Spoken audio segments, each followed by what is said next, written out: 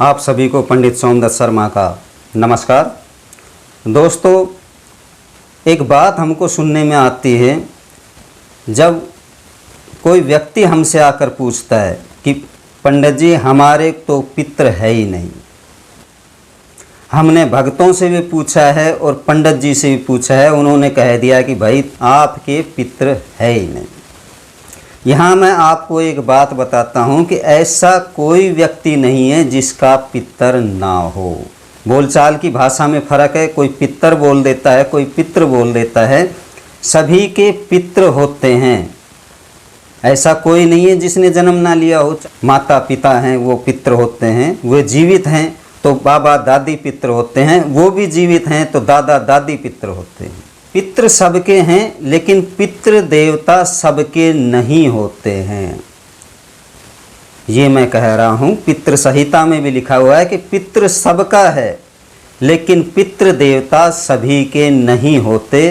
पितृ देवता बनाए जाते हैं, मानने की चीज़ है, उन्हें जानने की चीज़ है और उनका जो आदर सत्कार किया जाता है तब पितृ देवता बनते हैं, यानी कि वो ऐसे पितृ जो हमें कुछ देते हैं।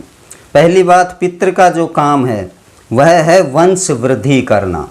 मैंने पीछे वीडियो में भी लिख रखा है, 2-3 वीडियो मैंने बनाए हैं और कोई भी मेरा जो वीडियो रहेगा वह एक वीडियो नहीं होगा, उस पर कम से कम 2 या 3 वीडियो हम बनाते हैं। एक वीडियो के माध्यम से आप कोई भी बात समझ नहीं सकते, इसलिए 2 या 3 वीडियो हमको बनाने पड़ते हैं। हमको पितृ दिखाई नहीं देते, हम कैसे मान लें कि हमारे पितृ कौन हैं? नहीं भैया, ये एक सम्मान की चीज़ है, केवल मानने की चीज़ है। जो पितृ की अमावस्या है उसे यदि आप निकालोगे, जैसे आपके कुल परंपरा से निकलती हुई आ रही है, तो आप फायदे में रहोगे, नहीं तो घाटे में चले जाओगे। सीधी सी बात है भाई। जो भी देवता है उसकी हम जो तिथि है, जो उसके ध्यावना की दिन निश्चित किया गया है, उसको यदि हम मानते हैं तो हमें क्या हो रहा है? कुछ नहीं। वो आकर के आपके साथ में थाली लगवा करके भोजन नहीं करेगा, वो केवल भाव का भूखा है, उसे केवल मानना है और वो आशीर्वाद देगा कि राजी खुशी रहो, आनंद मंगल से रहो और तुम्हें कोई कष्ट हो तो भैया मेरा नाम ले करके कहना, मैं वो कष्ट तुम्हारा वहीं से बैठे बैठे दूर कर दूंगा। यही सनातन है और कुछ नहीं है सनातन में, केवल उस परम पिता परमात्मा, उसे आप पितृ भी मान सकते हो। मैं पहले भी एक वीडियो में कह चुका हूँ कि देव 2 ही हैं, एक पृथ्वी का महादेव और दूसरा अपना पितृदेव। यही मानना पड़ेगा आपको। बाकी जो और हैं वो टॉफ़ी मिठाई हैं भैया, मानो, उनको भी मानने में कोई दोष नहीं है। शिव देवता को पूजते हैं, उन्हीं का ही भंडारा करते हैं, उन्हीं को ही जल चढ़ाते हैं, उन्हीं को मानते हैं, उन्हीं के ही नाम का सुमरण करते हैं, तो वो तो सबके पितृ हैं।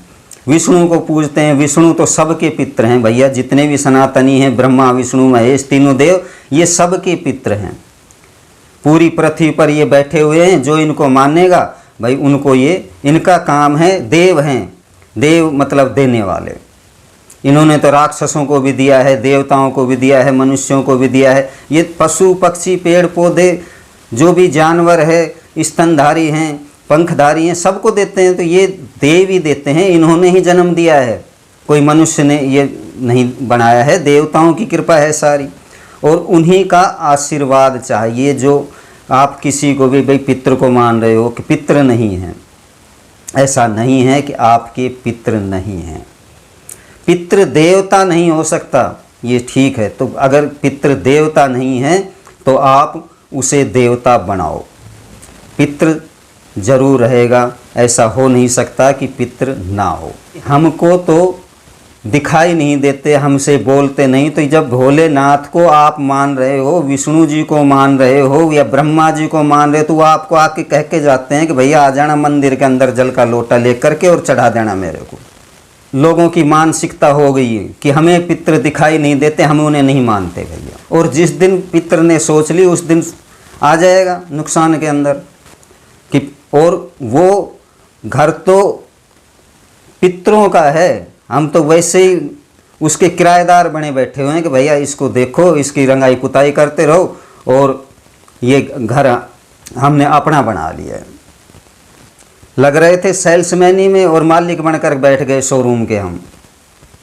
यदि उनको धन्यवाद ही नहीं करेंगे, जो हमारे पितृ हैं, जो हमारे पुरखे बोलते हैं हम, जो हमारे कुल परंपरा में जो बड़े बूढ़े हैं, उनका एक धन्यवाद देते हैं कि हे पितृ देवताओं, आपका बहुत बहुत शुक्रिया, जो आपकी वजह से हमने इस पृथ्वी पर जन्म लिया है।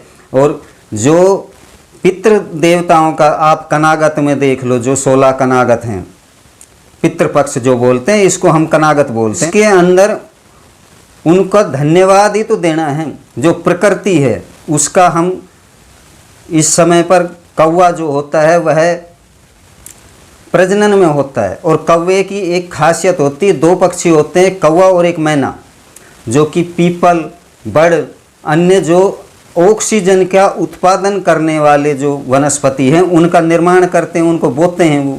बाकी और कोई ताकत नहीं है जो बड़ या पीपल को बो दे। साइंस उसको जनरेट करके दिखा देगा कि ये लो जी 3 पत्ती आ गई, लेकिन भैया वो वृक्ष नहीं बन सकता। ये पंडित सोमदत्त शर्मा का दावा है।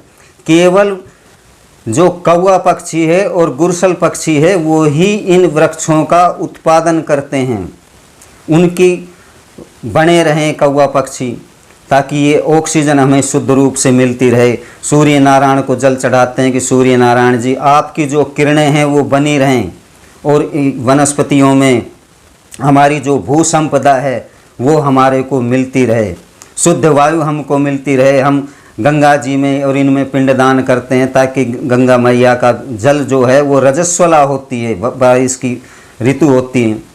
उसके अंदर यदि उसमें दूध डालेंगे या कोई तांबा का सिक्का डालेंगे, पुष्प डालेंगे, तो उसका जो ये आज की एक सोच हो गई है कि तुम लोग बोलो जल को गंदा कर रहे हो। नहीं भैया, हम जल को शुद्ध कर रहे हैं। दूध डालने से जल गंदा नहीं होता है बल्कि शुद्ध होता है, उसमें एक ताकत आती है, वो अपने आप शुद्ध होता चला जाएगा। ऐसा ऋषि महात्माओं का मत है। और हम पुराने आदमी हैं भैया, पुराने ख्यालात हैं हमारे, हम वंश वृद्धि चाहते हैं। हमारे शास्त्रों में लिखा हुआ है कि पितरों का पूजन करोगे तो वंश वृद्धि होगी। और ऐसा आप कोई भी शास्त्र पढ़ लो, जो धर्मशास्त्र है, वेदों में भी लिखा हुआ है कि व्यक्ति की जब यहाँ से मोक्ष प्राप्त करता है, अर्थात मानव तन से जब उसे मुक्ति मिलती है, तो सबसे सर्वप्रथम वह पितृलोक में जाता है। वहाँ अपने बड़े बूढ़े जो गए हुए हैं उनसे मिलता है, वो उसे आशीर्वाद देते हैं, पूछते हैं। पितृलोक कोई बुरा लोक नहीं है। ये पृथ्वी जो है ये मृत्यु लोक में, यहाँ रोता हुए आदमी आता है और रोते हुए छोड़ करके ही जाता है। इससे घटिया जो लोक है वो कोई है ही नहीं शास्त्रों के मत के अनुसार। लेकिन हम तो क्या है, गंदगी पसंद इंसान हैं, बदबू में रहना चाहते हैं हम, क्योंकि बदबू से ही आए और बदबू में ही रहेंगे। सबसे प्रथम जो लोक है वह पितृलोक है। वहाँ जब हम यहाँ पृथ्वी पर भगवान का नाम का सुमरण करते हैं, हरि नाम का जब जाप करते हैं, ओम का जब जाप करते हैं, तो हम पितृलोक में सर्वप्रथम लेके जाए जाते हैं। और वहाँ से हमारे जो पितृ हैं वो पूछते हैं कि इसको किस लोक में जाना है। पितृ संहिता पढ़ लो, 1 मिनट में ज्ञान हो जाएगा। और वहाँ से आपका डिक्लेयर होगा, ट्रांसफार्मर जो है आपका वो पितृलोक में रखा हुआ है। जो भी देवता आप पूज रहे हो वो सारे पितृ हैं, केवल उनका मान ही तो है, और है क्या। नमस्कार दोस्तों।